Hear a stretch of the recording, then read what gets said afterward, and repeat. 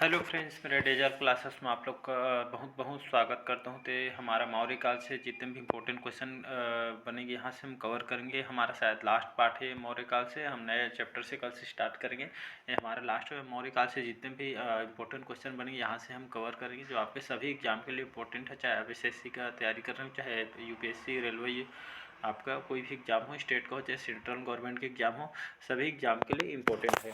तो हम जो कि यहाँ पे 8वां या 9वां पार्ट में हम 178वां क्वेश्चन यहाँ पे कवर किए थे। तो हमारा यहाँ से हम आगे बढ़ेंगे, 9वां पार्ट है शायद, तो यहाँ से हम आगे बढ़ेंगे।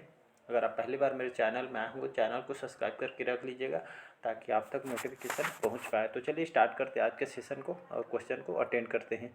तो भारत में किस शिला जो है सर्वाधिक चित्र प्राप्त हुए हैं?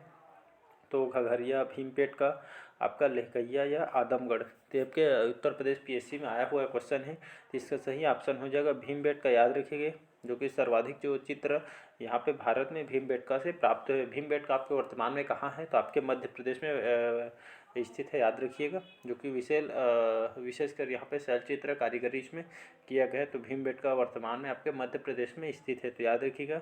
तो भारत की इस श्रेणी में सर्वाधिक चित्र प्राप्त हुए हैं भीमबेटका, तो इसका सेकंड ऑप्शन सही हो जाएगा। अगला क्वेश्चन देखते हैं। कहा जाता है कि सेंट थॉमस ईसाई धर्म का प्रचार करने के लिए भारत आए थे, वे किसके शासनकाल के दौरान आए थे? तो आपके चेरा, पार्थियन के, पांड्य या चोल के।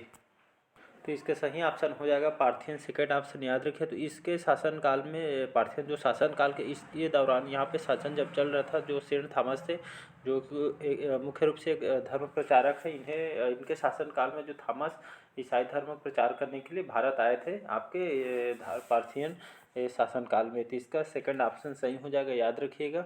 तो आपके जो थेन सामट है, ये जो आपके थे सेंट थॉमस, जो मुख्य रूप से ईसाई जो कि धर्म प्रचारक थे, जो कि भारत में आपके पार्थियन शासनकाल में, इसके दौरान भारत में आके इन्होंने यहाँ पे धर्म का प्रचार किया था। तो किसका सेकंड ऑप्शन याद रखिएगा। अगला क्वेश्चन देखते हैं। पांड्य साम्राज्य की राजधानी कहाँ थी? उनकी राजधानी पांड्य साम्राज्य की तो कांची, मदुरई, कावेरीपट्टनम या आपका तिरुचि में। तो इसका सेकंड ऑप्शन सही हो जाएगा। तो पांड्य साम्राज्य की राजधानी कहाँ थी? तो मदुरई, जो आपका मदुरई थी इनकी पांड्य साम्राज्य की राजधानी थी। इसके जो राजा थे पांड्य साम्राज्य के, आपके जो जटावर्मन सुंदर थे, जो कि पांड्य राज के प्रथम शासक थे। और ये जो सर्वशक्तिशाली जो कि राजा, इनको कहा जाता था पांड्य वंश का।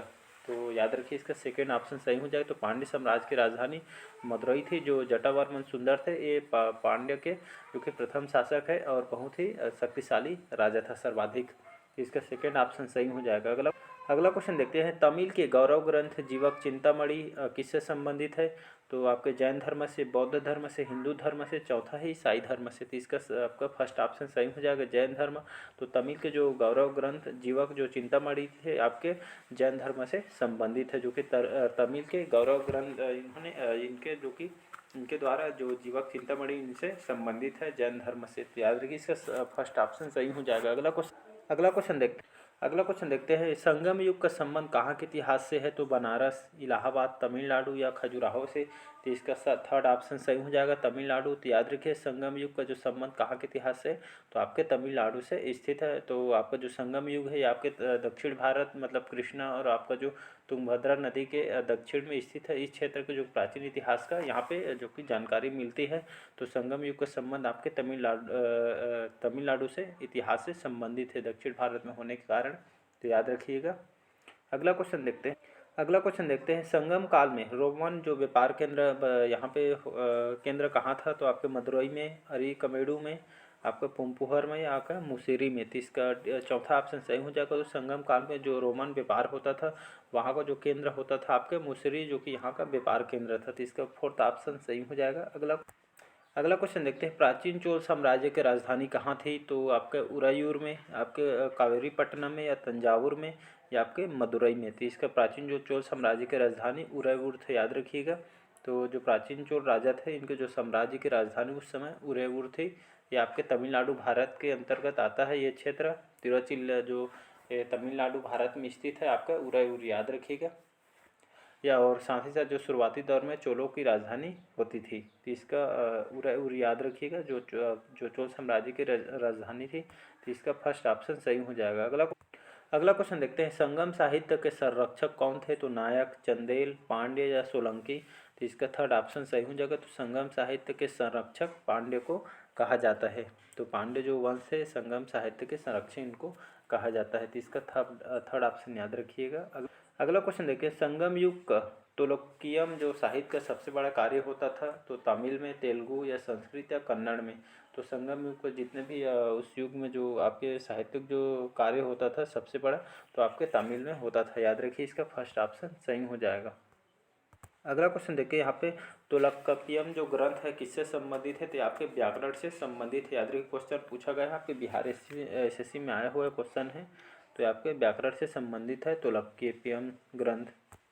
अगला क्वेश्चन, निम्नलिखित आजीम उनके शासित क्षेत्रों के बीच कौन सुमेलित है? तो आपका जो पांड्य वेल्लूर जो कि राज्य से, जो कि केंद्र शासित प्रदेश से संबंधित है। तो याद रखिएगा, इसका फर्स्ट ऑप्शन सही हो जाएगा। अगला क्वेश्चन देखते हैं, यहाँ पे तमिल साहित्य तो आपका जो शिल्पदी कारम जो के रचयिता कौन है? तो भारती, तिरुवल्लुवर, इलांगो या आपके कारिकलन? तो इसका सही ऑप्शन हो जाएगा इलांगो। तो तमिल साहित्य जो शिल्पदी जो कारम के रचयिता आपके इलांगो है। तो इसका थर्ड ऑप्शन याद रखिएगा।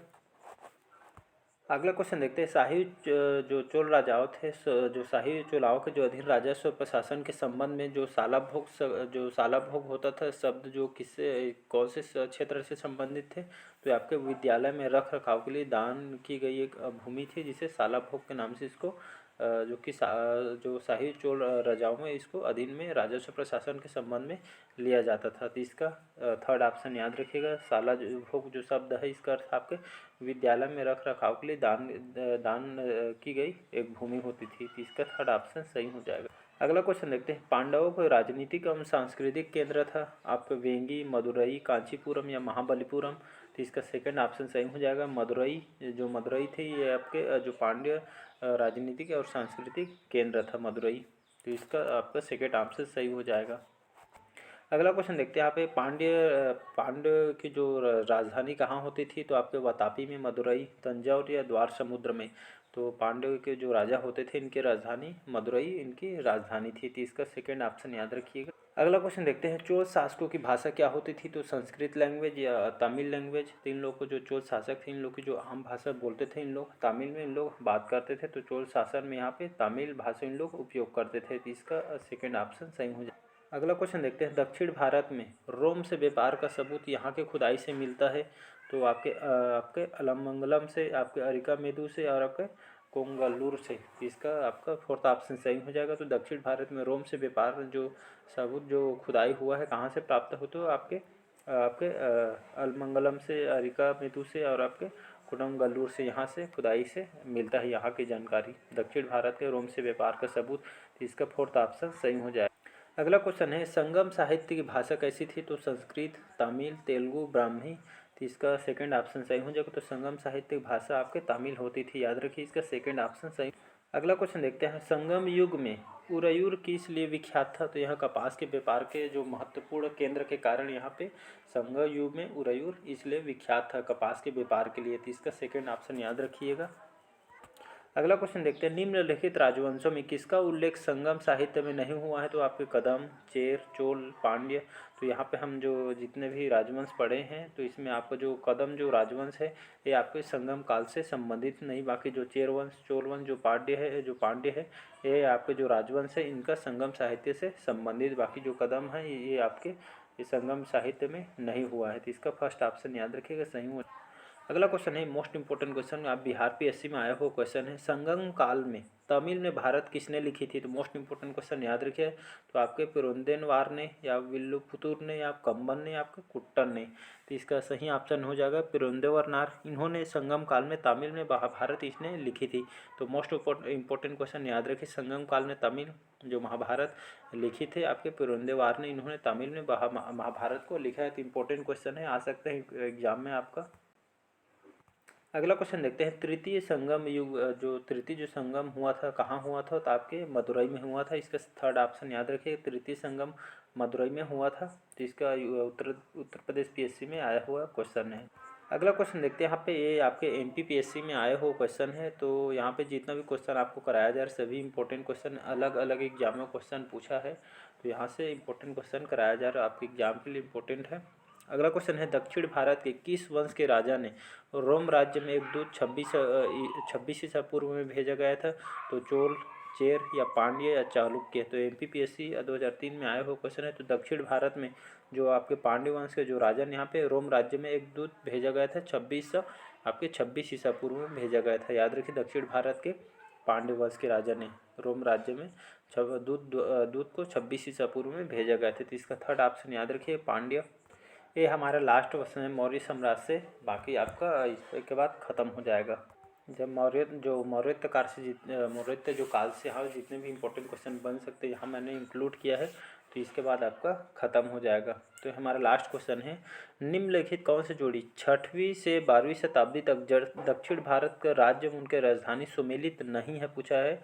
तो यहाँ पे दक्षिण भारत का राज्य में उनकी राजधानी सुमेलित नहीं है। तो पल्लव, कांचीपुरम, होयसल, द्वार समुद्र, चेरी, पुडुचेरी या पांड्य, चोल या तंजौर या मदुरई। तो इसका आपका जो थर्ड ऑप्शन है चेरू, जो पुडुचेरी है, ये आपके जो राज्य और राजधानी है चेर से पुडुचेरी, ये 6वीं से 12वीं शताब्दी में जो कि दक्षिण भारत राज्य में उनकी राज्य और उसकी राजधानी सुमेलित नहीं है। बाकी आपका 1 5 1 2 3 बाकी जो है आपका सही सुमेलित है। आपका जो चेर जो पुडुचेरी राज्य से राजधानी, ये आपके 6वीं से 12वीं शताब्दी दक्षिण भारत के राज्य और राजधानी नहीं है। बाकी पल्लव, कांचीपुरम, होयसल, जो द्वार समुद्र, सब हम अब पढ़े हैं। तो आज का सेशन कैसे लगा कमेंट करके ज़रूर बताइए। कल से हम स्टार्ट करेंगे नए चैप्टर से और इम्पोर्टेंट क्वेश्चन लाऊंगा मैं जो आपके एग्जाम के लिए इम्पोर्टेंट है। तो चलिए बस आज के लिए इतना ही। अच्छा लगे चैनल को लाइक सब्सक्राइब कमेंट कीजिए। और मैं डेली बेस पे करंट अफेयर्स भी पढ़ाता हूँ और रात को मैं छत्तीसगढ़ के अभी मैं और यहाँ पे 11 बजे मैं मॉडल आंसर यहाँ पे अपलोड करता हूँ क्लास, जो आपके प्रीवियस ईयर में क्वेश्चन पूछा और इम्पोर्टेंट क्वेश्चन मैं लाता हूँ जो आपके एग्जाम पे बेस में करंट अफेयर्स, इसमें बहुत सारे क्वेश्चन इसको यहाँ पे इंक्लूड किया हूँ। तो चलिए बस आज के लिए इतना ही। अच्छा लगे चैनल को लाइक सब्सक्राइब कमेंट कीजिए। बस आज के लिए इतना ही। Thank you.